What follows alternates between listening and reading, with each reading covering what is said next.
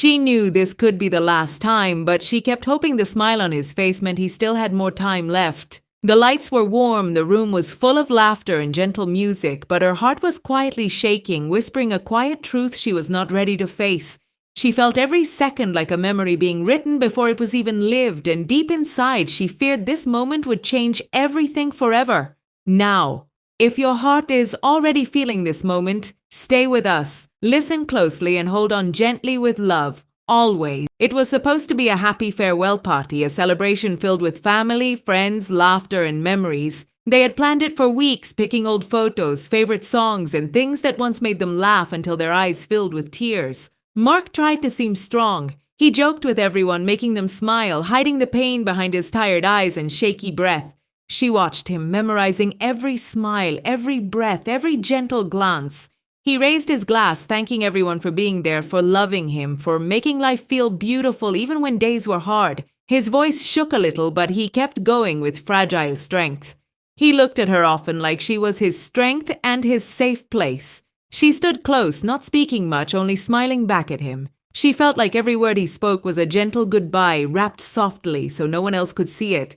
She held his letter in her purse, waiting, knowing the right moment to read it would come, softly. When he began to make his farewell toast, his voice softened. He looked around the room, then back at her and said, "Life is not about how long it is, but about how deeply it is loved." People clapped, but she felt a strange silence inside, like her heart was listening to something no one else could hear. He paused, took a breath, and in that moment something changed forever. His smile faded, his hand trembled. The glass slipped from his fingers and shattered on the floor.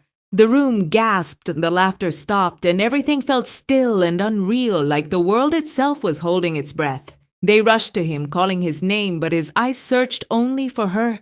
She held his hand, feeling how weak it had become. He whispered something no one else could hear, something meant only for her, something that felt like both a prayer and a goodbye. They moved him to the ICU, the party forgotten, balloons left floating alone in an empty room filled with echoes of laughter that were now memory. The hospital smelled like fear and truth. She sat beside him in the bright white room, still holding his hand, not ready to let go.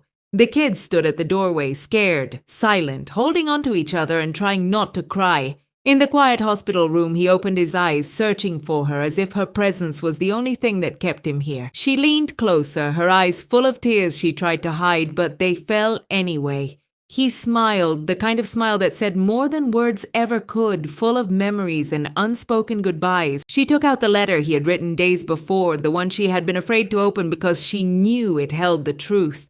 Her voice shook as she read it, as if each word had a heartbeat. "If this moment ever comes, please remember my love was never weak. Even when my body failed, my love stayed strong. I am not saying goodbye, I am just leaving my love in your hands now so it can live on through you."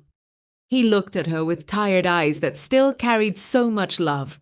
She placed the letter on his chest and he reached up, touching her face as if memorizing it once more. "Thank you," he whispered, "for giving me a life worth saying goodbye to and a love that never ends." She held him, not to keep him here, but to let him know it was okay. Their eyes met, and for a moment everything felt still, like love itself had paused time. In that still moment, love felt bigger than fear, stronger than time, and endless.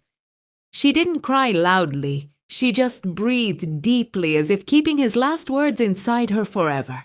His hand loosened, but she still held it, not to hold him back, only to say she was there. The room felt warm again, peaceful, like his love was still there, just in a different way. She stood up, wiped her tears, and looked at him one last time with calm, loving eyes. Then, with a soft, steady heart, she walked out of the room without looking back.